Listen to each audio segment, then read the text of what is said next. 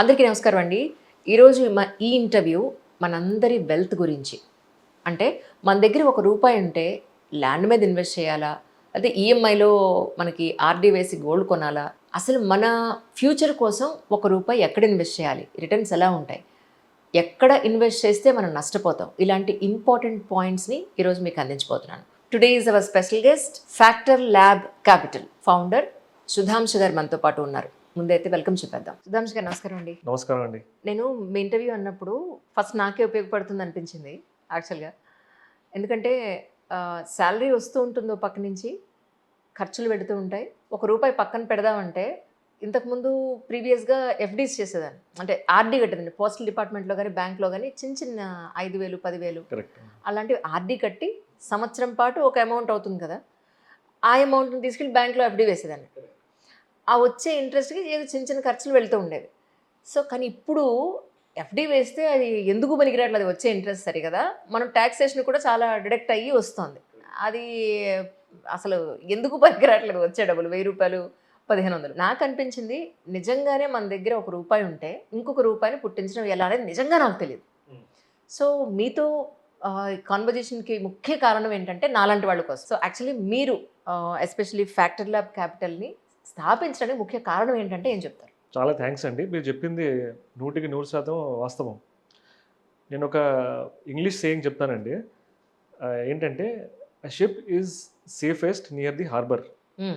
Ship is safest near the harbour, but that is not what it is built for అని చెప్పి ఒక saying ఉంది. అరే బా. సో ఇదేంటంటే మన ఇండియన్ ఇన్వెస్టర్స్కి ఇది 100% వర్తిస్తుంది. ఎందుకంటే మనం ఎప్పుడు సేఫ్టీ సేఫ్టీ సేఫ్టీ ఇవే మనము ఎప్పుడు పట్టుకుని కూర్చుంటాం అనమాట. ఆ సేఫ్టీ ముసుగులో మనము రిస్క్ తీసుకోకుండా మన ఫ్యూచర్ని రిస్క్లో పెడుతున్నాం. ఇప్పుడు మీరు చెప్పిన ఈ చిట్స్ కానివ్వండి, ఆర్డీలు కానివ్వండి, లేదంటే ఎఫ్డీలు కానివ్వండి, ఒకప్పుడు పనిచేసేవి. ఎందుకంటే అప్పుడు ఇన్ఫ్లేషన్ చాలా తక్కువ ఉండేది. ఇప్పుడు ఇన్ఫ్లేషన్ 7 నుంచి 8% ఉంది. అంటే ఇప్పుడు 100 రూపాయలు పెడితే ఇంకో 10 ఏళ్ళు అయ్యేప్పటికీ అది 50 రూపాయల వరకు వాల్యూ ఉంది. అవును. సో మనకు వచ్చే ఇంట్రెస్ట్ రేట్ ఇప్పుడు 6-7% ఉంది. అంటే ఇన్ఫ్లేషన్ కూడా దాటట్లేదు. అంటే మనము we are actually becoming day by day poorer. Exactly. So ఇప్పుడు రిస్క్ని అవాయిడ్ చేసి ఫ్యూచర్ని మనం రిస్క్లో పడేస్తున్నాం. అవును. సో మనం ఫ్యూచర్ సేఫ్టీగా ఉండాలంటే కనుక ఇప్పుడు రిస్క్ తీసుకోవాల్సిందే. సో రిస్క్ని ఎప్పుడు అవాయిడ్ చేయలేం. ఐదర్ ఇప్పుడైనా తీసుకోవాలి, ఫ్యూచర్లో రిస్క్ తీసుకోవాల్సిందే. సో అదేదో ఇప్పుడు కాస్త ముందు చూపుతోటి కొంచెం ఇంకా ఎక్కువ ఇంట్రెస్ట్ వచ్చే ఇన్వెస్ట్మెంట్ ఆపర్చునిటీస్లో పెడితే నా ఫ్యూచర్ సేఫ్గా ఉంటుందండి. సో ఈ వాస్తవాన్ని నేను గ్రహించాను. ఇది గ్రహించి నేను అనిపించింది, అంటే నేను స్టార్ట్ చేసిన ఇన్వెస్ట్మెంట్ నా 18th ఇయర్లో. ఓహో. సో 18th ఇయర్లో స్టార్ట్ చేశాను అనమాట. ఏం చేశారు చెప్పండి మాకు, ఎందుకంటే ఇప్పుడు యంగర్ జనరేషన్కి ఏమైనా ఉపయోగపడుతుందేమో చూద్దాం. షూర్ అండి. నేను యాక్చువల్గా నా గ్రాడ్యుయేషన్ వచ్చేసి నేను ఇంజనీరింగ్ చేశాను బిట్స్ ప్లానింగ్లో. నేను కెమికల్ ఇంజనీర్ని.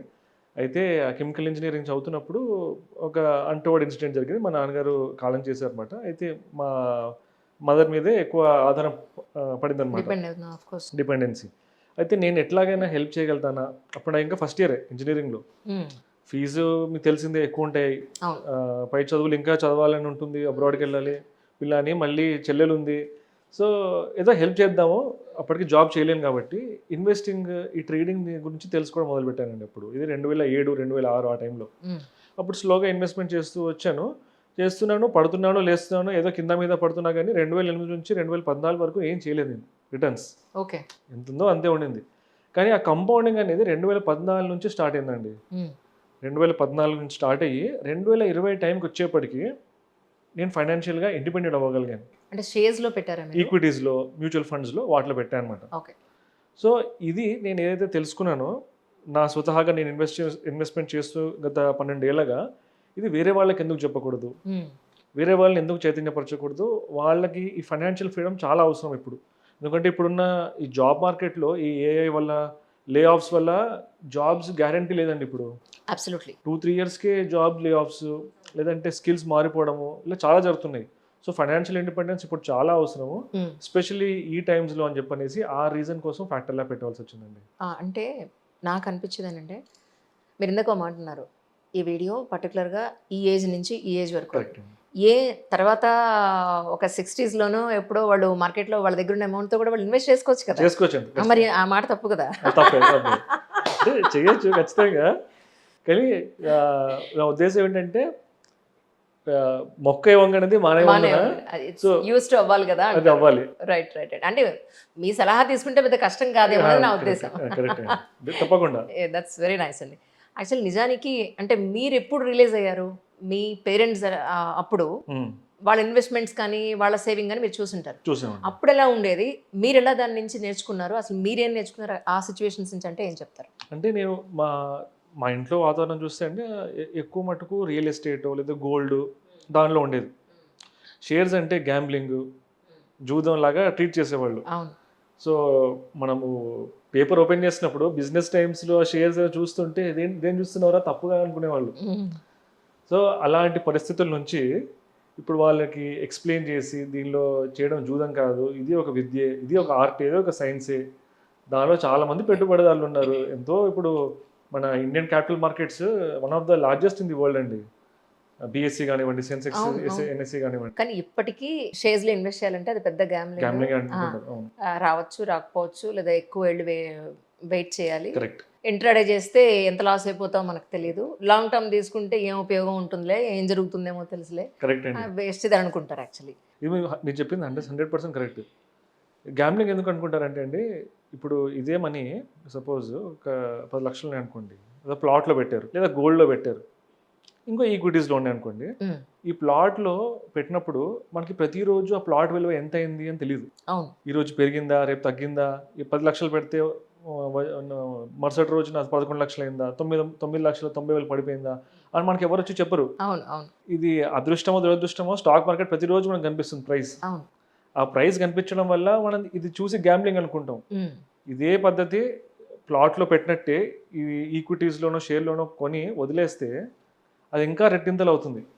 కానీ మనకి ఇన్ఫర్మేషన్ ఓవర్లోడ్ అయిపోయింది కాబట్టి మనం రోజు దాన్ని ట్రాక్ చేసి అనవసరంగా పడిపోతే ఫియర్కి గురవుతాం, పెరిగితే గ్రీడ్కి గురవుతాం, అత్యాశకి. ఈ రెండింటికి లేకుండా లోబడకుండా పెట్టేసి వదిలేస్తే కనుక చాలా దీనికంటే మంచి అత్యుత్తమ ఇన్వెస్ట్మెంట్ వెహికల్ ఏం లేదండి. True, absolutely. అంటే మీరు ఎక్కడ ఇన్వెస్ట్ చేస్తున్నారు పర్సనల్గా అంటే ఏం చెప్తారు? పర్సనల్గా అయితే కనుక నేను 70% to 80% నా పోర్ట్ఫోలియోని మ్యూచువల్ ఫండ్స్ ద్వారా ఇన్వెస్ట్ చేస్తానండి. అవునా? అంటే నేను డైరెక్ట్గా స్టాక్స్ పిక్ చేయను. అంటే తెలుసుకున్నా కానీ ఒక ఫండ్ మేనేజర్ని నమ్ముతాను. ఎందుకంటే దీనిలో చాలా లోతుపాట్లు ఉంటాయి. ఇది అంతు చిక్కని ఎండ్ గేమ్ అనుకోండి. ఎంత చదువుతున్నా కొద్దీ, ఎంత రీసెర్చ్ చేస్తున్నా కొద్దీ దానిలో చాలా డెప్త్ ఉంటుంది. సో మనం ఒక్కళ్ళము మన స్కిల్ సెట్ ఉపయోగించకుండా దీని మీదే దృష్టిగా పెట్టుకుని చాలా ఫండ్ మేనేజర్స్ ఉన్నారు, మంచి మంచి మ్యూచువల్ ఫండ్స్ ఉన్నాయి. వాళ్ళ ద్వారా ఇన్వెస్ట్ చేస్తే మ్యూచువల్ ఫండ్స్ ద్వారా వాళ్ళు రీసెర్చ్ చేస్తారు. ఒక స్టాక్ కాకుండా వాళ్ళు 30 నుంచి 40 స్టాక్స్లో పెడతారు. సో వెల్ డైవర్సిఫికేషన్ అనేది ఉంటుంది. ఆ డైవర్సిఫికేషన్ ఉంటుంది, మంచి వాళ్ళు గ్రోత్ ప్రాస్పెక్ట్స్ రీసెర్చ్ చేస్తారు.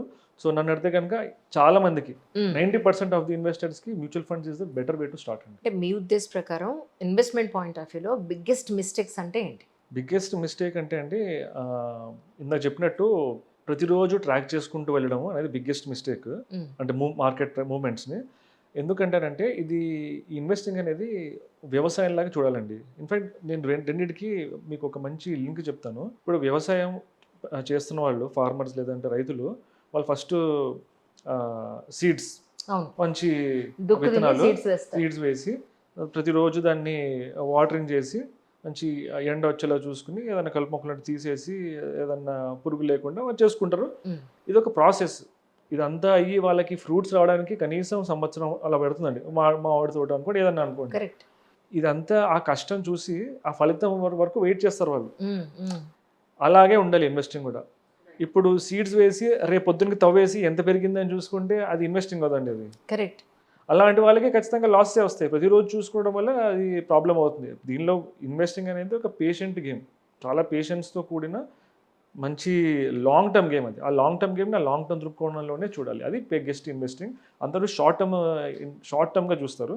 ఇన్ఫ్యాక్ట్ ఒక మంచి సెబీ వాళ్ళు ఒక మంచి స్టడీ కూడా కండక్ట్ చేశారండి. వాళ్ళు ఏం చేశారంటే ఈ షార్ట్ టర్మ్ ఇన్వెస్ట్మెంట్స్ చేసేవాళ్ళు ఇన్వెస్టర్స్ దీనిలో ఎంతమంది ప్రాఫిటబుల్ ఉన్నారు, ఎంతమంది లాస్ అవుతున్నారు చూస్తే around 91% of the investors are traders. ఇన్వెస్టర్స్కి ట్రేడర్స్కి డిఫరెన్స్ ఏంటంటే anyone who's investing for a time period less than 1 year are called as speculators or traders.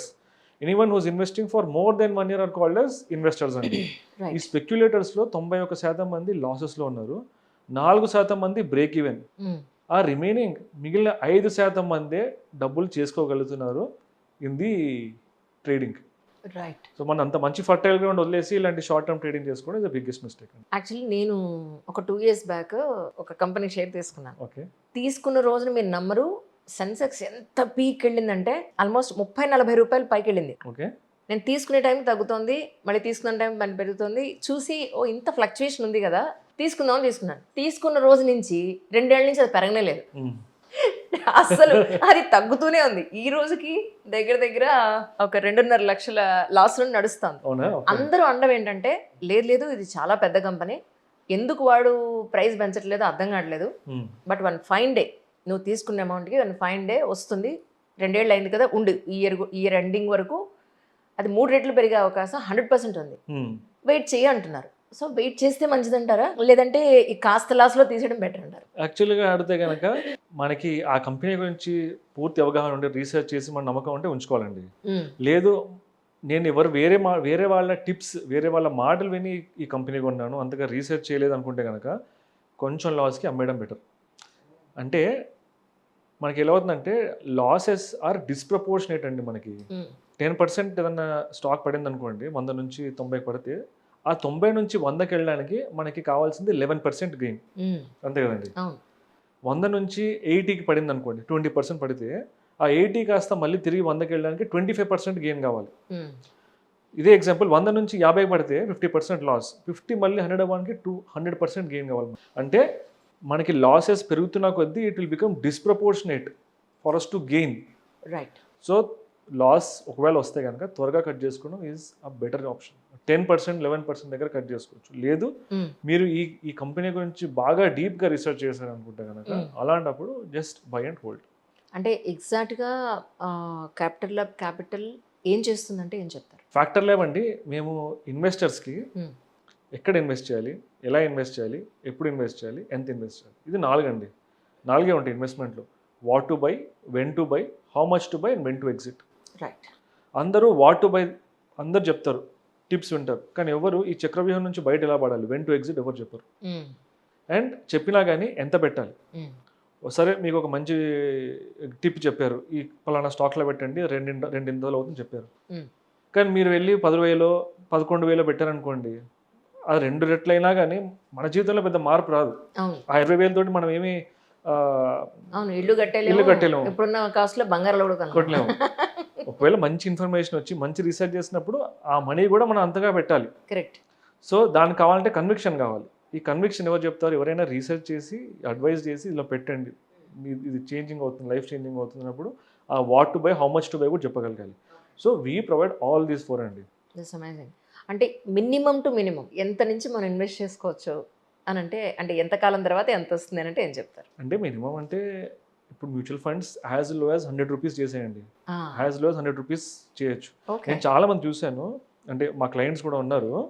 మా క్లయింట్స్ వాళ్ళ డ్రైవర్స్ తోటి, వాళ్ళ ఇంటి మేట్స్ తోటి మాకు ఓపెన్ చేయించారండి మ్యూచువల్ ఫండ్ అకౌంట్. అంటే ఎవ్రీ మంత్ నెల 500, 100 రూపాయలు ఆర్డీ లాగానే మ్యూచువల్ ఫండ్ కొనుక్కుంటారు వాళ్ళు. ఎన్నాళ్ళలాగా? అది మీ ఈ ఇన్వెస్టింగ్ అనేది ఏం చేస్తామంటే ప్రతి ఇన్వెస్టింగ్ ని ఒక గోల్ కి అటాచ్ చేస్తాం. ఎప్పుడైతే ఇన్వెస్ట్మెంట్ ప్రతి రూపాయి, ఆ రూపాయికి ఒక గోల్ ఉండదు అండి, అది ఆ రూపాయికి నిలకడ ఉండదు. ఎప్పుడైతే ఈ డబ్బు నేను పెట్టేది నా పిల్లాడి చదువు కోసము, నా కూతురు పెళ్లి కోసము అని అనుకుంటామో, అప్పుడు ఎప్పుడైనా మనకి అది పెరిగినా తగ్గినా మనం తీయాలనిపించదు. అయ్యో తీయకూడదు, ఇది నా వాడి చదువు కోసము, ఆమె పెళ్లి కోసం అని చెప్పి దాచుకుంటాను అని చెప్పనేసి మనం తీయము. సో ఆ ఎమోషనల్ బైండింగ్ ఫైనాన్షియల్కి ఎప్పుడు ఉండాలి. సో ఎవరైనా అడిగితే ఎంతకాలం పెట్టాలంటే కనుక మీ గోల్స్ చెప్పండి లైఫ్లో, ఆ గోల్స్తో ముడబడి ఈ ఇన్వెస్ట్మెంట్ చెప్తాం. సో ఇందాక క్వశ్చన్ అడిగారు ఎంత ఎక్స్పెక్ట్ చేయొచ్చు రిటర్న్స్ అంటే కనుక, ఇది చాలా డిఫికల్ట్ టు ఆన్సర్. బట్ ఒక సింపుల్గా చెప్తానండి, లాస్ట్ 30 yearsగా అంటే 91 నుంచి మనకి ఎప్పుడైతే లిబరలైజేషన్ అయిందో 1991 నుంచి 2026 అంటే లాస్ట్ 35 yearsగా సెన్సెక్స్ ఆన్ అన్ యావరేజ్గా 12 to 13% రిటర్న్స్ ఇచ్చిందండి year on year. Right. Show me one investment class which has given consistently 12 to 13% over the last 30 years. Absolutely. మీకు ఏదో ల్యాండ్లోనో లేకపోతే గోల్డ్ ఆర్ లంపీ బిజినెసెస్ అప్పుడప్పుడు వస్తుంటాయి, స్పార్క్స్ లాగా మళ్ళీ తగ్గిపోతూ ఉంటాయి. ఈ రియల్ ఎస్టేట్లో పెట్టినా కానీ మనకి కొన్ని పాకెట్స్ ఉంటాయి, మైక్రో మార్కెట్స్ అంటారు, లేవు బంజారా హిల్స్, కోకాపేట, ప్రతి చోట మనం పెట్టినంత మాత్రం మనకు ఆపర్చునిటీ దొరకదు. బట్ ఇండియాలో ఉన్న ప్రతి ఒక్కరికి ఈ సెన్సెక్స్ అనేది ఒక ఆపర్చునిటీ. వాళ్ళు ధనికులు అవ్వండి, పేదవాళ్ళు అవ్వండి, మధ్య తరగతులు అవ్వండి, anyone can invest in Sensex or Nifty and achieve good financial freedom. అంటే మీ ఉద్దేశ ప్రకారం రిటైర్మెంట్ ప్లాన్ ఎప్పటి నుంచి స్టార్ట్ చేయొచ్చు? అంటే జాబ్లో జాయిన్ అయిన వెంటనే మనం మొదలు పెడితే రిటర్న్స్ బాగుంటాయంటారా? తప్పకుండా. సో వాళ్ళు అలాంటి వాళ్ళకి ఒక మంచి ప్లాన్ ఇవ్వండి. మన జాబ్ జాయిన్ అయిన వెంటనే ఆ. మన మొదటి సంపాదన నుంచి కొంచెం మనము మన రిటైర్మెంట్ కోసము మన సేవింగ్స్ కోసం చేసుకుంటే చాలా బాగుంటుందండి. దీనికి చిన్న చిట్కా చెప్తాను. మనకి ఫస్ట్ శాలరీ వచ్చినప్పుడు యూజువల్గా అందరూ ఏం చేస్తారు, శాలరీ రాగానే నెక్స్ట్ వచ్చే లైన్ ఐటమ్ ఎక్స్పెన్సెస్. అవును. ఎక్స్పెన్సెస్ తీసాక మిగిలింది కొంచెం బ్యాంక్లో సేవింగ్స్ గుంజుకుందాంలే అనుకుంటారు. అవును. ఆ సేవింగ్స్ అయిపోయాక మిగిలింది ఇన్వెస్ట్మెంట్. సేవింగ్స్కి ఇన్వెస్ట్మెంట్కి తేడా ఉందండి. సేవింగ్స్ అంటే జస్ట్ బ్యాంక్లో ఉంచుకోవడం మాత్రం సేవింగ్స్, ఏదైనా ఎమర్జెన్సీ ఎమర్జెన్సీకి. ఇన్వెస్ట్మెంట్ అంటే ఫ్యూచర్ గ్రోత్ ఆపర్చునిటీ కోసము ఇన్వెస్ట్ చేసేది ఇన్వెస్ట్మెంట్, హయ్యర్ రిటర్న్స్ కోసం. ఈ ఈక్వేషన్ నేను ఫ్లిప్ చేయమంటానండి. మనకి శాలరీ వస్తే ఫస్ట్ ఇన్వెస్ట్మెంట్స్కి తీసి పక్కన పెట్టండి, మిగిలింది కొంచెం సేవింగ్స్కి పక్కన పెట్టండి. ఆ మిగిలిన దాంతోనే మీరు ఎక్స్పెన్సెస్ని సాగించండి. కొంచెం ఇనిషియల్గా టైట్ అనిపిస్తుంది, బట్ ఒకసారి మనం ఆ లైఫ్ స్టైల్ అలవాటు చేసుకోగలిగితే ఆటోమేటిక్గా 5 yearsకి మీరు ఆ రిధంలో పడిపోతారు. ఇంకా అప్పుడు ఎంత చేయాలి, ఎంత చెప్పాలని చెప్పి నేను ఎక్కర్లేదు, వాళ్ళకే అర్థమైపోతుంది ఎంత చేసుకుంటే మనకి సరిపోతుందని చెప్పని. సింపుల్గా చెప్పాలంటే అంటే మనం ఒక రన్వే ప్లాన్ చేసుకోవాలి. ఇప్పుడు ఎట్లయితే ఎయిర్ క్రాఫ్ట్ రన్వే ఉంటుందో మనం కూడా మన జీవితానికి ఒక రన్వే ప్లాన్ చేసుకోవాలి. ఫలానా రోజున సపోజ్ నేను జాబ్ మానేస్తే లేదా నాకు జాబ్ పోతే ఇంకా ఎన్ని నెలలు నేను బతకగలుగుతాను, దాన్ని రన్వే అంటారు. కరెక్ట్. ఒక 3 years స్టార్టింగ్ చేసుకునేటప్పుడు ఒక 1 year రన్వే ప్లాన్ చేసుకుందాం. జాబ్ జాయిన్ అయినప్పుడు కొంచెం జాబ్లో ప్రోగ్రెస్ అయినాక ఆ రన్వేని పెంచుకుని 3 ఏళ్ళకి ప్లాన్ చేసుకోగలగాలి. మళ్ళీ కొన్ని ఏళ్ళాక రివైజ్ చేసుకుని let's try to aim for 5 years. అలా ఎప్పుడైతే ఆ రన్వే 30 years 35 years అయిందనుకోండి, దెన్ యూర్ ఫైనాన్షియల్లీ ఫ్రీ. ఫలానా రోజున మిమ్మల్ని ఎవరైనా జాబ్ నుంచి పీకేసినా, మీరే జాబ్ మానేసినా, కొత్త బిజినెస్ చేద్దాం అనుకున్నా మీరు ఎవరిని ఆలోచించక్కర్లేదు, ఆల్రెడీ బతకడానికి సెట్ అయిపోయింది. కడుపు నిండా తినడానికి పక్కన పెట్టుకుంటే అవును 4 రాళ్ళు వెనకేసుకోమంటున్నారు. సో ఇదొక రకం. అయితే నిజం చెప్పాలంటే హాస్పిటల్ ఎక్స్పెన్సెస్ చాలా, మెడికల్ ఇన్ఫ్లేషన్ చాలా ఎక్కువైపోయింది. నిన్న అంటున్నారు అంటే గాల్బ్లడర్లో స్టోన్స్ వచ్చి ఒక 25 years మా రిలేటివ్ వాళ్ళ అమ్మాయి గాల్బ్లడర్ తీసేశారంటే 1,50,000 ఓన్లీ ఫర్ సర్జరీ, జస్ట్ గాల్బ్లడర్ తీయడానికి. రూమ్ రెంట్ రోజుకి 5,000, మొత్తం అంతా కలిపి ఇప్పుడు 3.5 లక్షలు అయింది అని ఫర్ 2 days ఇన్వెస్టిగేషన్స్, బ్లడ్ టెస్ట్లు, యూరిన్ టెస్ట్లు, స్కానింగ్లు ఇవన్నీ కలిపి 3.5 లక్షలు ఇన్ 2 days. నాకు అనిపించింది అసలు సో ఎన్ని ప్లాన్ చేసుకోవాలో మనిషి జీవితానికి కదా. రిటైర్మెంట్ ప్లాన్ కావాలి, మనం సడన్గా సిక్ అయిపోతే ఏంటి పరిస్థితి అనే దానికి కావాలి. సో అంటే హెల్త్ ఇన్సూరెన్స్ ఒక్కటే మార్గం అంటారా, లేకపోతే ఇంకేదైనా దీనికి మంచి ప్లాన్ ఏమన్నా చెప్పండి? లేదండి, యాక్చువల్లీ మీరు చెప్పింది చాలా వాస్తవం. ఎందుకంటే middle class families are just 1 hospital bill away from poverty. చాలా మనం ఎంత సంపాదించినా కానీ ఒక్క హాస్పిటల్ బిల్ ఒక్కసారి పడిపోతాం మొత్తం మన సంపాదించిందంతా. దీనికైతే కనుకండి మెడికల్కి ఎస్పెషలీ మెడికల్ ఇన్ఫ్లేషన్ మనం ఇందాక మాట్లాడుకున్న 6% 7% ఇన్ఫ్లేషన్ అనేది కమాడిటీస్కి. Correct. Medical inflation, education inflation are in double digits అండి. In fact people say it is more than 15% year on year. అవును. మెడికల్ ఇన్ఫ్లేషన్, ఎడ్యుకేషన్ ఇన్ఫ్లేషన్ కూడా. సో ఇన్వెస్ట్మెంట్స్ అనేది మన రిటైర్మెంట్కి మ్యాప్ చేసుకోవాలి. కానీ హెల్త్ ఎక్స్పెన్సెస్ని మాత్రం health insurance is the best. అంతే. ఎందుకంటే హెల్త్ ఇన్సూరెన్స్ ఇప్పుడు మన సంపాదనతో మనం పూర్తిగా అన్ని గోల్స్ని మనం సాటిస్ఫై చేసుకోలేము. ఇన్సూరెన్స్ అడ్వాంటేజ్ ఏంటంటే యూఆర్ బీయింగ్ వెరీ పార్ట్. ఎందుకంటే మనకి ఎప్పుడు వస్తుందో అవసరం తెలియదు. అవునవును. రిటైర్మెంట్ అయ్యే ఖచ్చితంగా మనకి అవసరం అవుతుంది. ఈ హెల్త్ ఎక్స్పెన్సెస్ అనేవి ఆర్ అన్నోన్. అలాంటప్పుడు take a good insurance plan, health insurance plan, premium తీసుకోండి. ఆ ప్రీమియంని ఎక్కువ కవర్ అయ్యేలాగా తీసుకోండి. ఆ ప్రీమియం కూడా మనం ఎర్లీ ఏజ్గా స్టార్ట్ చేస్తే ఇంకా బెటర్. ఎందుకంటే ప్రీమియమ్స్ తక్కువ ఉంటాయి. ఇప్పుడు 30 ఏళ్ళు వచ్చాక 40 ఏళ్ళు వచ్చాక తీసుకుంటే ప్రీమియం మళ్ళీ ఎక్కువైపోతాయి. సో కెరియర్ స్టార్ట్ చేస్తున్నప్పుడే start good investment, good health insurance and term insurance. These are the basics అండి ఎవరికన్నా. అండ్ ఇప్పుడున్న గోల్డ్ రేట్ ప్రకారం నేను మొన్న ఏదో మిర్వా సత్తు ఉంటే పాత గోల్డ్ బిల్స్ కనిపించాయి. అప్పట్లో షోరూమ్స్ కాదు కదా, ఒక 20 ఏళ్ల క్రితం గోల్డ్ స్మిత్లో చేశారు. నల్ల పూసలు, బంగారు గాజులు ఇలా అచ్చమైన తెలుగులో రాసి ఫస్ట్ బ్యాంగిల్ కొన్నది తులం 10,000 ఉన్నప్పుడు కొన్నాను. ఓకే. ఇప్పుడు 1,50,000. అంటే ఎన్ని రెట్లు పెరిగింది సార్. నాకు ఒక్క సెకండ్ పిల్లలతో అదే అన్నాను, ఇప్పుడే ఇలా ఉంటే మీరు ఇప్పుడు 17-18లో ఉన్నారు, మీరు ఇన్కమ్ సోర్స్లోకి వచ్చి మీరు బంగారం కొనాలి అంటే ఏంటి పరిస్థితి ఒకసారి ఆలోచించండి. ఇప్పుడు రెంట్లు 3 bedroom ఫ్లాట్ కాస్త బాగుంది అని అనుకుంటే 60,000-70,000. కరెక్ట్. పాత ఫ్లాట్లు అయితే ఒక 50-55 వేలలో దొరుకుతుంది. అవును, రెంట్లు ఇలా పెరిగిపోతూ, బంగారం ఇలా పెరిగిపోతూ, మన అవసరాలు అన్నీ పెరిగిపోతే జీతాలు మాత్రం అక్కడే ఉంటాయి. కరెక్ట్. ఆ స్థాయిలో ఇవి ఎప్పటికీ పెరగవు. ఈ సిచ్యువేషన్ రెండింటిని బ్యాలెన్స్ చేయాలంటే లైఫ్ని ఎలా ప్లాన్ చేసుకోవాలి? మీరు చెప్పింది ఆ కాన్సెప్ట్ని లివరేజ్ అంటారండి. లివరేజ్ అంటే ఆ, మనం పెట్టే ఫలితానికి ఆ ఫలితానికి తగ్గ ఫలితమే మనకు వస్తుంది. మనం లెట్స్ ఒక గంట శ్రమిస్తే ఉమ్, ఆ గంట శ్రమకి అంత ఎంత రేట్ అనుకోండి, పోనీ డాక్టర్ అయినా కూలీయే, మనమైనా కూలీలే, ప్రతి జీతగాళ్ళు తీసుకోవాల్సిందే శాలరీ, అంతే ఎఫర్ట్ మనకు వస్తుంది కదండి. ఉమ్, కానీ మన ఎక్స్పెన్సెస్ మాత్రం ఆ ప్రపోర్షన్లో పెరగట్లేదు, డిస్ప్రపోర్షన్గా పెరిగిపోతుంది. ఎగ్జాక్ట్లీ దీనికి ఎగ్జాక్ట్లీ. మూడు వేస్ ఉన్నాయండి ఈ లివరేజ్ని మనం పొందడానికి. అంటే మనం పెట్టిన దానికి ఎక్కువ రాబడి ఎలా రావాలి, అదే కదా మనం ప్రయత్నించాలి. Exactly exactly. మొదట వచ్చేసి content. Content is the best industry for leverage. మనం ఒక్కసారి కష్టపడి ఏదైనా వీడియో కానీ, సాంగ్ కానీ, ఏదైనా బుక్ కానీ, ఏదైనా ఇంటర్వ్యూ కానీ, ఏదైనా ఆర్టికల్ కానీ పబ్లిష్ చేస్తే ఆ కంటెంట్ కనుక బాగుంటే మల్టిపుల్ టైమ్స్ చదువుతారు, multiple people for longer period చదువుతుంటారు. కరెక్ట్. అది leverage. Work once but benefit twice or thrice or multiple times. Same principle applies in another C called code. ఏదైనా మంచి సాఫ్ట్వేర్, ఏదైనా సాఫ్ట్వేర్ బిల్డ్ చేశారనుకోండి, for example మన ఓలా, స్విగ్గీ ఇలాంటి apps correct. మీరు build చేసినప్పుడు, ఈ కోడ్ రాసినప్పుడు, ఈ యాప్స్ లాంచ్ అయ్యాక అది సక్సెస్ అయితే ఒకటేసారి బిల్డ్ చేస్తారు, కానీ multiple people multiple times forever build చేస్తారు అని వాడుతూ ఉంటారు. Correct. The third C is co ownership. అంటే be a part of businesses. Right. ఎప్పుడైతే మనం వేరే కంపెనీస్లో మనకి షేర్ ఉంటుందో basically we're owning some part of that company. So మనం నించున్నా, కూర్చున్నా, పడుకున్నా, అది వీకెండ్ అయినా వీక్ డే అయినా ఆ కంపెనీలో షేర్ ఉంది కాబట్టి ఆ కంపెనీలో ఎంప్లాయీస్ పనిచేస్తారు, వాళ్ళు బిజినెస్ చేస్తారు. ఫర్ ఎగ్జాంపుల్ యూనిలివర్ అనే కంపెనీ తీసుకోండి, వాళ్ళు టూత్ పేస్ట్లు దగ్గర నుంచి, హిందుస్థాన్ యూనిలివర్ టూత్ పేస్ట్ నుంచి సోప్స్, డిటర్జెంట్స్, షాంపూస్ అన్ని ప్రొడ్యూస్ చేస్తారు. వాళ్ళకి కంటిన్యూస్ ఎవ్రీడే సేల్ అవుతుంది, ఎవ్రీ కార్నర్ ఆఫ్ ద కంట్రీలో సేల్ అవుతూనే ఉంటుంది. సో ఆ ఓనర్ అవ్వడం వల్ల we are getting benefited from their work. So ఈ షేర్ ఎప్పుడైతే ఈక్విటీ ఉంటుందో, ఆ equity is the only way for us to actually get disproportionate amount of wealth for a period of time. Right. So ఎందుకు ఈ investing, ownership తీసుకోవడం చాలా important అండి. మొదట రెండు చెప్పిన కేటగిరీస్, దానికి స్కిల్ ఉండాలి.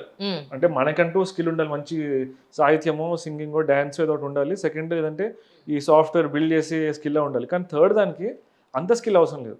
కొంచెం తెలుగుతోటి, మామూలు అవగాహనతోటి ఇన్వెస్ట్మెంట్ చేస్తే కనుక we should be able to do really well in our life. ఇప్పుడు ఎస్పెషలీ గోల్డ్ లో కూడా మనకి ఆర్డీ వచ్చింది. ఎవ్రీ మంత్ మనం ఎంతని కట్టుకుంటే వాళ్ళు కొంతమంది గోల్డ్ బ్లాక్ చేస్తున్నారు, లేదంటే అమౌంట్ అని పెట్టి 11 నెలలు మనం కడితే ఒక నెల వాళ్ళు కట్టి టోటల్గా, లేదా 10 నెలలు మనం కడితే ఒక నెల వాళ్ళు కట్టి ఇలా చేస్తున్నారు. రైట్. ఒక్కసారే గోల్డ్ కొనలేని వాళ్ళు, మిడిల్ క్లాస్ వాళ్ళు అందరూ కానీ, లోవర్ మిడిల్ వాళ్ళు కానీ, పెళ్ళైనా ఏ అకేషన్ అయినా ఒక్కసారి గోల్డ్ కొనలేరు కాబట్టి చిన్న చిన్న మొత్తాల్లో ఒక చోట పెట్టుకొని గోల్డ్ కొనడం జరుగుతుంది. ఇప్పుడున్న ఈ కాస్ట్కి అసలు గోల్డ్ మీద ఇన్వెస్ట్ చేయడం అవసరమా? What you say about it? Gold అనేది, గోల్డ్కి ఈక్విటీస్కి నెగిటివ్ కోరిలేషన్ ఉందండి. అంటే ఈక్విటీ మార్కెట్స్ పెరిగినప్పుడు గోల్డ్ సైడ్ వేస్ వెళ్తుంది, గోల్డ్ పెరిగినప్పుడు ఈక్విటీ మార్కెట్ సైడ్ వేస్ వెళ్తాయి. సో రెండిట్లో ఉండడం ఈజ్ అ గుడ్ థింగ్. అటు ఇటు కూడా అటు ఇటు ఉండాలి, అంటే రెండిట్లో ఇక్కడ ఉండాలి. అప్పుడే మన పోర్ట్ఫోలియో అనేది డైవర్సిఫై అవుతుంది. రైట్. సో ఇప్పుడు మీరు చూసినట్టయితే కనుక, మీరు చెప్పారు కదా గోల్డ్ ఇన్ని రెట్లు పెరిగిందని చెప్పండి. గత సంవత్సరంగా తీసుకుంటేనే 2025 జనవరి నుంచి ఇప్పటికి తీసుకుంటే 150% పెరిగింది. ఈక్విటీ 0. సో ఇలాంటప్పుడు మనం మొత్తం ఈక్విటీస్లో ఉన్న మనకి రిస్కే. సో కొంత ఎలొకేషన్ ఖచ్చితంగా గోల్డ్కి ఉండాలి. మన వాళ్ళు ఎప్పటి నుంచో గోల్డ్లో పెడుతూ వస్తుండేవాళ్ళు. ఇప్పుడు గోల్డ్లో పెట్టడానికి మార్గాలు చాలా అయ్యాయి. ఇప్పుడు మీరు చెప్పిన విధంగా నెల నెల కొంచెం అమౌంట్ కట్టుకుని ఈ జ్యువెలరీ కంపెనీస్ ప్రోత్సహిస్తున్నాయి. అలా కాకుండా గోల్డ్ ఈటీఎఫ్స్ అని చెప్పి ఈ మ్యూచువల్ ఫండ్స్ వాళ్ళే గోల్డ్ ఈటీఎఫ్స్ అని లాంచ్ చేస్తారు. చాలా మ్యూచువల్ ఫండ్స్ ఉన్నాయి. ఇప్పుడు ఏంటంటే దీనిలో అడ్వాంటేజ్, మనం మినిమం అమౌంట్ ఇంత చెప్పినట్టే 100 రూపీస్, 100 రూపీస్ తోటి మనం స్టార్ట్ చేసుకోవచ్చు. ఒకప్పుడు గోల్డ్ కొనాలంటే కనుక మనకు ఖచ్చితంగా ₹1,00,000 పెద్ద అమౌంట్ ఉంటే కానీ కొనుక్కోవడానికి ఆస్కారం ఉండేది. ఇప్పుడు అవసరం లేదు, మనకి ఎంత అమౌంట్ ఉంటే అంత అమౌంట్ మనం పెడతాము, గోల్డ్ లో ప్రతిరోజు కొనుక్కుంటూ వెళ్తాం. అది దానికి లాకింగ్ పీరియడ్ ఏదో పెట్టారండి. లాకింగ్ ఉండదు. సీరియస్లీ? లాకింగ్ ఉండదు. రీసెంట్ గా అంటే ఆల్మోస్ట్ ఒక 2 years అయింది. పర్టికులర్ బ్యాంక్ వాళ్ళు గోల్డ్లో ఇన్వెస్ట్ చేయండి అని అన్నారు. ఫస్ట్ ఇన్వెస్ట్ చేసిన తర్వాత ఇది లాకింగ్ పీరియడ్ 5 ఏళ్ళు ఉందండి అన్నారు. ఓకే. అలా ఎలా ఉంటుందని మీరు నాకు ముందు చెప్పాలి కదా అని నాది. సో వెంటనే తీయాలి అని అంటే వాళ్ళు తీయడానికి లేదంటాడే. అయితే మన గవర్నమెంట్ ఇంత ముందు సావరెన్ గోల్డ్ బాండ్స్ అని చెప్పి లాంచ్ చేశారండి. అవును, అది ఇప్పుడు లేదు కదా, ఇప్పుడు లేదు, తీసేశారు. దానికి లాకిన్ పెట్టేవాళ్ళు. ఇప్పుడు అది ఓకే తీసేశారు. దానికి 5 to 7 years లాకిన్ ఉండేది. సంవత్సరానికి 2.5% అడిషనల్ ఇంట్రెస్ట్ కూడా ఇచ్చేవాళ్ళు. అవును అవును అది మంచి ఆపర్చునిటీ. ఇప్పుడు అది బ్యాడ్ లక్, అది లేదు ఇప్పుడు. యా బట్ గుడ్ ఆప్షన్ ఇప్పుడు అంటే కనుక ఈటీఎఫ్స్, మ్యూచువల్స్ ఫండ్ ద్వారా గోల్డ్, సిల్వర్లో కూడా ఇన్వెస్ట్ చేసుకోవడం చేయొచ్చు. రైట్. అంటే ఇప్పుడు ఏదైతే నేను ఇన్వెస్ట్ చేశానన్నానో అది లాకింగ్ పీరియడ్ ఏమి ఉండదంటారా అయితే? లాక్ ఇన్ పీరియడ్ అయితే ఏముండదండి. ఒకవేళ మ్యూచువల్ ఫండ్స్లో లాక్ ఇన్ పీరియడ్స్ ఉండేవి ట్యాక్స్ సేవర్ ఫండ్స్ కానీ ఉంటాయి. వాటికి 3 ఏళ్ళే ట్యాక్స్ సేవింగ్ ఫండ్స్ అని ఉంటుంది. దానికే మనం లాక్ చేసుకోగలుగుతాము. ఆ తర్వాత we can sell at any point of time. After 3 years lock in పోతుంది. అయితే ఐ నీడ్ యువర్ అడ్వైస్. అదే ఒక్కసారి మీకు చూపిస్తాను. సో దాన్ని ఎలా మనం చేయొచ్చని మీరు చెప్తారు. షూర్ తప్పకుండా. తర్వాత ఇప్పుడు ఈఎంఐలో ల్యాండ్ కొనడం, లేదా చిన్న చిన్న మొత్తాల్లో తెలిసిన వాళ్ళు ఉంటే వాళ్ళ దగ్గర ల్యాండ్ కొనడం, అది మనకు అవసరం ఉంది అని అన్నప్పుడు అమ్ముదామంటే వెంటనే అమ్ముడవ్వదు. కరెక్ట్. వెంటనే ఎన్కాష్ అయ్యే అవకాశం లేదు. అవును. మనం కొందామంటే కొరివి, అమ్ముదామంటే అడవి అన్నట్టు ఉంటుంది ల్యాండ్ పరిస్థితులు. గోల్డ్ లాగా స్పాట్లో ఈ రోజు రేట్ ఎంత, లేదా దీన్ని ఇందులో ప్యూరిఫై చేసేసి మేము తీసేసుకుంటాం అన్నట్టు ఉండదు ల్యాండ్ మీద. అవును. అది లాంగ్ టర్మ్ ఇన్వెస్ట్మెంట్ అబ్సల్యూట్లీ. రిటైర్మెంట్లోనో లేదు అని అంటే ఎవరికన్నా నాలంటి వాళ్ళకో చిన్న ఇల్లు కట్టుకోవాలనుకునే వాళ్ళకో అది ఒక పెద్ద కోరికలాగా అలా పక్కన ఉంటుంది ఎప్పుడు. సో ఇప్పుడున్న పరిస్థితుల్లో, హైదరాబాద్ ఉన్న పరిస్థితుల్లో, లేదా మన ఇండియాలో ల్యాండ్ మీద ఇన్వెస్ట్ చేయడం అనేది ఈజ్ ఇట్ సేఫ్ అని అడిగితే మీరు ఏం చెప్తారు? ల్యాండ్ మీద ఇన్వెస్ట్ చేయడం ఈజ్ గుడ్ అండి. అంటే మనిషికి ఉండడానికి ఒక ఇల్లు ఉండాలి, కరెక్ట్, అంతవరకు. ఇంకా ఆ పైన అనేది ఈజ్ ఆప్షనల్. ఇందాక మనం అనుకున్నట్టు డైవర్సిఫికేషన్ ఆఫ్ ద పోర్ట్ఫోలియోలో గోల్డ్ ఉండాలి, కాస్త ఒక కొంచెం ల్యాండ్ ఉండాలి, తర్వాత ఈక్విటీస్ ఉండాలి. కానీ ల్యాండే మొత్తం అయిపోకూడదు. ఇప్పుడు ఇండియాలో అండ్ ఎస్పెషల్లీ తెలుగు రాష్ట్రాల్లో మన వాళ్ళు చూసినట్టు కనుక ఒక ల్యాండ్ సరిపోదు.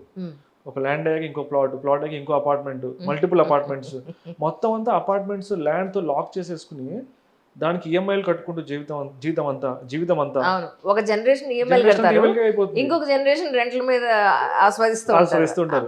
ఒక జనరేషన్ శుభ్రంగా వాళ్ళు సర్వనాశనం అయిపోతే ఆ పైన వచ్చేవాళ్ళు సుఖపడతారు. అంతే కదండి. అంతే అండి. ఒక జనరేషన్ మొత్తం దానికి ఇంకా త్యాగం ఎఫర్ట్స్ పెట్టాల్సిందే. ఇప్పుడు ఫైనాన్షియల్ ఇండిపెండెన్స్ వాళ్ళకి లేదు.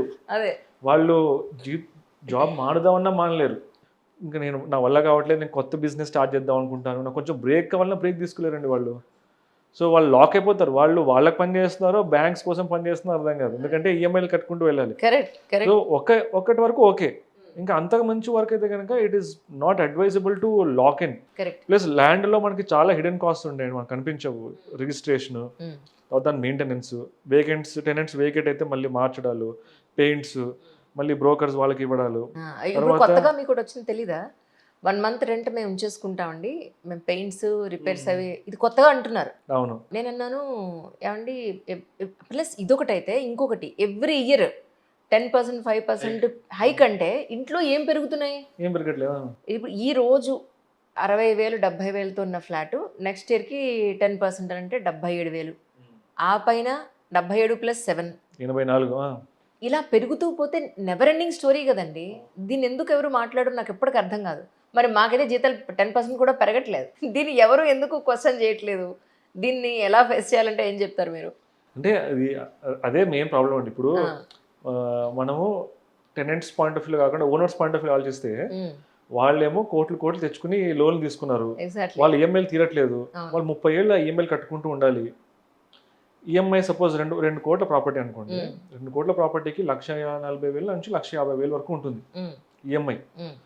ఇప్పుడు మన రెంటల్ వాల్యూస్ అంత లేవు ఇండియాలో. 3% to 4% ఇస్ రెంటల్ ఈల్డ్. అంటే మీరు చెప్పిన అమౌంట్ 60,000 to 70,000. అవును, వాళ్ళకి వచ్చే రెంట్స్ ఇంకా వాళ్ళ పాకెట్ నుంచి వెళ్తుంది ఓనర్స్ కి. సో ఆ ఓనర్స్ సంవత్సరానికి కనీసం 10% పెంచకపోతే వాళ్ళ లోన్లు ఫస్ట్ 10 years వదిలేసుకోవాలి వాళ్ళు రెంట్. అంటే వాళ్ళకి బ్రేక్ ఇవ్వడానికి చాలా టైం పడుతుంది. సో వాళ్ళు ఆ ఉద్దేశంతో హైక్ చేసుకుంటూ వెళ్తారు. అల్టిమేట్ గా ఆ భారం పడేది మిడిల్ క్లాస్ వాళ్ళకి. ఈ ప్రశ్న యంగర్ జనరేషన్ వాళ్ళకి, ఎస్పెషల్లీ కొత్తగా జాబ్లో జాయిన్ అయ్యి ఎడ్యుకేషన్ కంప్లీట్ అయ్యి కొత్తగా జాబ్లో జాయిన్ అయ్యి ఒక శాలరీ వాళ్ళు డ్రా చేస్తున్నారు అని అనుకుంటే వాళ్ళ వెల్త్ని ఎంత బాగా ప్లాన్ చేసుకోవచ్చు? అలాంటి వాళ్ళకి మీరు ఏం అడ్వైస్ చేస్తారు? నేను చెప్పేదంటే ఫస్ట్ మనకి ఆ, మన అవసరాలు అంటే 3 ఉంటాయండి. మన నీడ్స్, వాంట్స్, Mm. ఇంకా తర్వాత లగ్జరీస్. Mm. అంటే నీడ్స్ ఏంటంటే కనుక మనకు ఖచ్చితంగా ఇవి కావాల్సినవి కొన్ని బేసిక్ నెసెసిటీస్. మనం ట్రావెల్ చేయడానికి అవును. మనకు బైకో లేదంటే మన పెట్రోల్ చార్జెస్ లేదంటే మొబైల్ బిల్ ఎంతో మన బేసిక్ నీడ్స్ అవును ఉంటాయి. అవునవును దాన్ని కనీస ప్లాన్ అవసరాలు. చేసుకోవాలి. అవును. అది ఎట్లా తీరాల్సింది. తర్వాత వాంట్స్ అంటే కొంచెం కోరికలు. Mm. ఆ కోరికలకి allocate some percentage of the overall మీ శాలరీ. ఒక 20% అనుకోండి. మీకు 50,000 జీతం వస్తే కనుక allocate 5,000 rupees for it Mm. And don't exceed it and remaining is to try to invest it. ఇప్పుడు ఆ 50,000 జీతము obviously will grow at some point. Next 70 అయిందనుకోండి. ఆ 5,000ని అమాంతం 5,000ని కాస్త ఇప్పుడు నాకు 25,000 పెరిగింది కదా, Mm. ఈ 5,000ని ఇప్పుడు ఇంకో 25,000 జోడించి 30,000 చేస్తా అనుకోకూడదు. That is what most of them are doing right now. Yeah.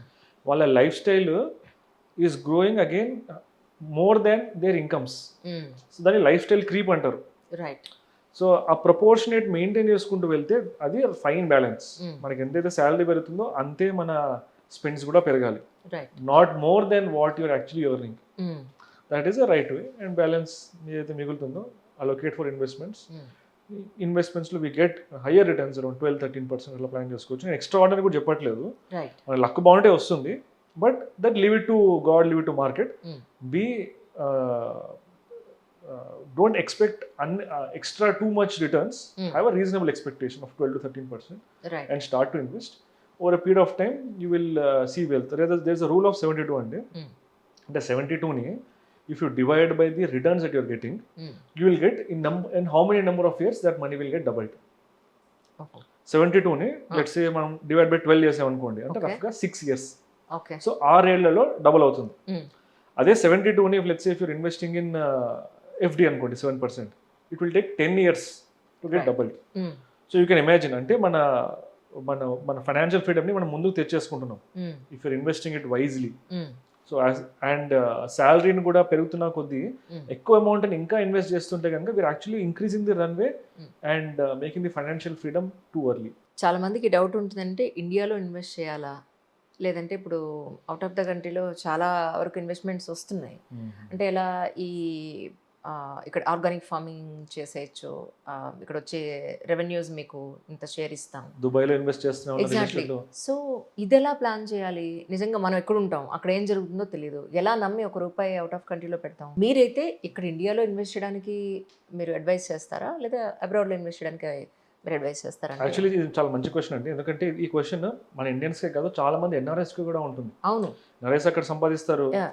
ఇండియాలో ఇన్వెస్ట్ చేయాలా, అక్కడే ఇన్వెస్ట్ చేసుకోవాలని చాలా ఆప్షన్ ఉంటుంది. అవును. దీనికి ఒక మంచి రీసెర్చ్ చేశారండి. జెంగా ఇన్వెస్ట్మెంట్ పార్ట్నర్స్ అని చెప్పి ఒక ఇన్వెస్ట్మెంట్ ఫర్మ్ ఉంది. Mm. వాళ్ళు ఏం రీసెర్చ్ చేశారంటే 2012 నుంచి 2022 Mm. ఈ 10 ఏళ్లలో ఎన్ని కంపెనీస్ 100 రెట్లు గ్రో అయ్యాయి Mm. అని రీసెర్చ్ చేశారు. Mm. అంటే 100 times, వీటిని మల్టీ బ్యాగర్ అంటారు. 100 రెట్లు పెరిగిన కంపెనీస్ మొత్తం రీసెర్చ్ చేస్తే వాళ్ళకి దగ్గర దగ్గర అరౌండ్ 2,000 కంపెనీస్ ఎంతో వచ్చాయండి. Mm. అందులో the largest number of companies A country నుంచి వచ్చాయని అనుకుంటారు? ఇండియా నుంచి వచ్చాయా? సెకండ్ మన వాళ్ళ దగ్గర డబ్బు లేదంటే నమ్మడానికి లేదు. కావాల్సినంత ఉంటాయి వాళ్ళ దగ్గర, కాకపోతే బయటికి రాదంతే. వన్నీ లిస్టెడ్ కంపెనీస్, వన్నీ 90 companies. My God. 90 companies have given 100 returns, 100 times returns right. In 2012 to 2022. నేను మీకు ఆ రీసెర్చ్ పేపర్ ఈ డిస్క్రిప్షన్లో కూడా మీకు పెడతాను. తప్పకుండా. So 90 companies have given 100 times returns. Mm. Next came USA with 63. Mm. ఆ తర్వాత came Japan with 49, China with 34. పోనీ మీరు అనుకోవచ్చు ఎన్నో కంపెనీలు ఉంటాయి అందులో 90 ఎంత అని చెప్పనేసి. కానీ 2012లో అది కూడా వాళ్ళు పబ్లిష్ చేశారు. ప్రతి కంట్రీలో మనం రీసెర్చ్ చేస్తున్నప్పుడు అసలు మొత్తం పూల్ ఆఫ్ కంపెనీస్ ఎన్ని అని కూడా వాళ్ళు రీసెర్చ్ చేశారు. రీసెర్చ్ చేస్తే అప్పుడు ఇండియాలో లిస్ట్ అయిన కంపెనీస్ మొత్తం 614. అంటే రఫ్గా around 18% of the companies, 18% of the companies gave higher returns, 100 times returns. Oh. ఇంకా యూఎస్, చైనా తీసుకుంటే that percentage is even less, Mhm. 11%, 9%. అంటే మన Indian markets are so fertile, yeah, ఇందాక మనం వ్యవసాయం ఎగ్జాంపుల్ తీసుకుంటే అవును. ఇక్కడ ఉన్న companies are very fertile um, invest చేయడానికి. ఈ వదిలేసుకుని మనం వేరే చోట వెళ్తున్నాం. ఇవి నేను చెప్పింది 100 రెట్లు, ఉమ్, ఇంకా 50 రెట్లు 10 రెట్లు సంపాదించిన కంపెనీలు ఇంకా ఉన్నాయి. So out of all the 612 companies, around 500 companies have given outstanding returns more than 12%. Imagine the probability of someone picking any random stock, right. any random share తీసుకుని 10 ఏళ్ళు కూర్చుంటే కనుక they would have made outsized returns. ఉమ్, కానీ ఈ 10 ఏళ్ల గ్యాప్లో ఒక 2016 వచ్చింది డిమానిటైజేషన్, అవును. 2020 వచ్చింది కోవిడ్. అవి తట్టుకున్న వాళ్ళు ఖచ్చితంగా మనీ చేస్తుంటారు. దానికి భయపడిపోయి బయటకు వచ్చేసిన వాళ్ళు obviously would have not made అలాంటి kind of returns. That's really nice. అంటే ఇప్పుడు ఎవరి దగ్గరైనా మా దగ్గర ఇప్పుడు ఇంత అమౌంట్ ఉందండి, ఎక్కడ ఇన్వెస్ట్ చేయమంటారు, లేదా రిటర్న్స్ ఎక్కడ బాగుంటాయి, మేము ఫినాన్షియల్ గ్రోత్ గురించి మిమ్మల్ని కాంటాక్ట్ అవ్వచ్చు? షూర్ అండి, తప్పకుండా, డెఫినెట్లీ. మన ఆఫీస్ హైదరాబాద్లో ఉంది. And any time you can reach out to us. Will be happy to guide and assist them. వాళ్ళ కంప్లీట్ డీటెయిల్స్ తెలుసుకుని వాళ్ళ ఇన్వెస్ట్మెంట్ గోల్స్ ఏంటి, వాళ్ళ రిస్క్ అపెటైట్ ఏంటి అని చెప్పి దాన్ని బట్టి మనం రికమెండ్ చేస్తాం. ప్రాపర్ ప్లాన్ ఇస్తారు. సపోజ్ అంటే అవుట్ ఆఫ్ మై క్యూరియాసిటీ, ₹1,00,000 మన దగ్గర ఉన్నాయి, ప్రస్తుతానికి మన అవసరాలు దాంతో ఏం లేవు, దాన్ని ₹1 పెంచాలి అంటే మీరు ఏం అడ్వైస్ చేస్తారు? ఓకే అండి, యాక్చువల్గా we will give advice specific to ఒక ఇన్వెస్టర్ నీడ్ ప్రకారం అండి. ఎందుకంటే రెండు ఉంటాయి. ఒకటేమో ఇన్వెస్ట్మెంట్ రిటర్న్స్ ఎంత కావాలి, ఇంకొకటి వాళ్ళ రిస్క్ అపెటైట్ ఎంత. అంటే వాళ్ళని ఒక క్వశ్చన్ అడుగుతామండి మేము ఫస్ట్. ఆ క్వశ్చనర్లో సపోజ్ మార్కెట్స్ 10% పడితే మీరు ఏం చేస్తారు? మీరు ఉంటారా, లేకపోతే ఎగ్జిట్ అవుతారా, లేదా ఇంకా ఎక్కువ డబ్బులు పెడతారా? అట్లా కొన్ని క్వశ్చన్ అడుగుతాం. దాన్ని బట్టి వచ్చే రెస్పాన్సెస్ తోటి మేము వాళ్ళని జడ్జ్ చేయగలుగుతాం కెపాసిటీ ఉందని చెప్పని. ఇప్పుడు మీరు చెప్పిన ప్రశ్న ఈజీయే, అంటే 1,00,000 ఉందండి పెడతారని చెప్పనేసి, ఎంతైనా పర్లేదు నేను రిస్క్ తీసుకోగలుగుతా అంటారు. కానీ నిజంగా ఒక అడ్వైస్ ఇచ్చినప్పుడు మార్కెట్ 2% పడితే అదేంటి సార్ పడిపోయింది మార్కెట్లో అంటారు. అదే అంటున్నాను. ఇప్పుడు మార్కెట్ చాలా ఇప్పుడు డౌన్ ఉంది, ఇది నేను తీసుకున్న షేర్ది. అందరూ ఏమన్నారంటే ఇప్పుడు ఇంకా కొను, ఇంకొంచెం కూడా దీన్ని బ్యాలెన్స్ చేసేసుకోవచ్చు నువ్వు అన్నారు. అన్న ప్రస్తుతం లేవు, అమౌంట్ ఉంటే వాళ్ళు చెప్పిన మాటే. సో ఇప్పుడు లోలో మనం తీసుకుంటే ఆ హైని లోని మనం యావరేజ్ చేసుకోవచ్చు. మీరు అగ్రెసివ్ ఇన్వెస్టర్, సో ఇన్వెస్టర్ తగ్గట్టు మేము చెప్తామండి. So 1 lakh suppose moderate investor అనుకుందాం. మోడరేట్ అంటే ఎక్కువ అగ్రెసివ్ కాదు, మరీ కన్జర్వేటివ్ కాదు. అలాంటి వాళ్ళకి యూజువల్గా మేము ఇచ్చే formula 70-30-10, 70-20-10. 70% equities, Indian equities, 20% international equities, 10% gold. This is the standard. కానీ మనకు ₹1 ఇన్కమ్ ఉన్నప్పుడు ఆ ₹1 ఎంత జాగ్రత్తగా మనం ప్లాన్ చేసుకోవాలి అని అంటే, ఒకవైపు ఆరోగ్యం, ఇంకోవైపు ఫ్యామిలీ, అప్పు లేకుండా బతకడం, ఫ్యూచర్ మళ్ళీ ఫ్యూచర్. మనిషి జీవితం ఎంత కష్టం, చాలా కష్టం. ఎందుకు వచ్చింది జీవితం? అంత రూపాయి మీదే ఆధారపడింది నిజంగా. సో ఆల్ ఓవర్గా ఒక మనిషి వాళ్ళ ఆర్థిక పరిస్థితిని ఏ విధంగా బెటర్ చేసుకోవచ్చు అని అంటే మీరు ఏం చెప్తారు? బెటర్ చేసుకోవడం కంటే అండి, మనకి ముఖ్యంగా కావాల్సింది ప్లానింగ్. ప్లానింగ్ కావాలి. కొన్ని అపోహలు, కొన్ని నిజాలు తెలుసుకోగలగాలి. అపోహలు అంటే ఫలానా ఇన్వెస్ట్మెంట్ చేస్తే రిస్క్, ఈ ఇన్వెస్ట్మెంట్ ఆపర్చునిటీ చాలా మంచిది, అలాంటి అపోహలు తెలుసుకొని మనం ఫస్ట్ అవి తొలగించుకున్నాక ఒక మంచి ప్రాపర్ ప్లాన్ వేసుకోవాలి. ఆ ప్లానింగ్లో ఇన్వెస్ట్మెంట్ కొంచెం, సేవింగ్స్కి కొంచెం, ఇన్సూరెన్స్కి కొంచెం. ఇవి చెప్పింది నేను ఓన్లీ ఈ ఫైనాన్షియల్ పాయింట్ ఆఫ్ వ్యూలో. ఈ ఫైనాన్షియల్ హెల్త్ కాకుండా మన పర్సనల్ హెల్త్ తీసుకోవాలి, మన మెంటల్ హెల్త్. ఇది కాకుండా మనం రెగ్యులర్గా మన స్కిల్ని అప్స్కిల్ చేసుకుంటూ ఉండాలి, మన జాబ్, మన వృత్తిపరంగా కూడా.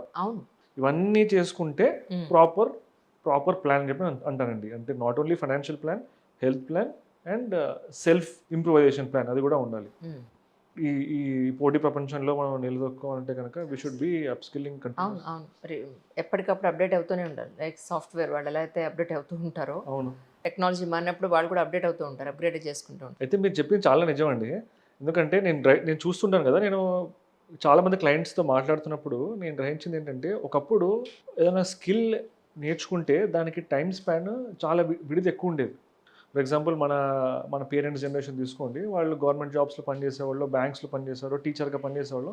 వాళ్ళకి వచ్చిన ఒక్క స్కిల్ తోటి 30 ఏళ్ళు 35 ఏళ్ళు వాళ్ళు బండి లాగించేవాళ్ళు వితౌట్ ఎనీ అప్స్కిల్లింగ్, అదే చేస్తూ. ఇప్పుడు మా జనరేషన్కి వచ్చేప్పటికి, నేను సాఫ్ట్వేర్ ఎగ్జాంపుల్ తీసుకుంటా అండి, ప్రతి 7-8 ఏళ్ళకి ఒక లాంగ్వేజ్ మారేది. ఇప్పుడు ఒకప్పుడు సి అనేవాళ్ళు, ఇంకప్పుడు జావా అనేవాళ్ళు, ఇంకప్పుడు ఇంకోటి ఏదో వచ్చేది. ఇప్పుడు జనరేషన్ తీసుకుంటే ఈ ఏఐ కాలంలో ప్రతి 2-3 ఏళ్ళకి మారిపోతుంది స్కిల్. సో ఏ రేంజ్న ఏ రేట్న మనం అప్ స్కిల్ అవ్వాలి మీరు చూడండి. సో మన స్కిల్స్ అప్గ్రేడ్ చేసుకోవడం అనేది చాలా అంటే చాలా ఇంపార్టెంట్. ఇన్ షార్ట్ పీరియడ్ కూడా. Short period of time. మేము ఇంకా నేర్చుకుంటున్నామండి, ఇంకా మాకు టైం పడుతుంది, అబ్బాయి లేదండి వాళ్ళు రెడీగా ఉన్నారు, వాళ్ళు వచ్చి జాయిన్ అవుతారని అంటారు, ఇంత ఫినిష్. నిజానికి ఇప్పుడు ఇంటర్వ్యూస్ యాక్చువల్లీ పెద్దగా వెళ్ళట్లేదండి.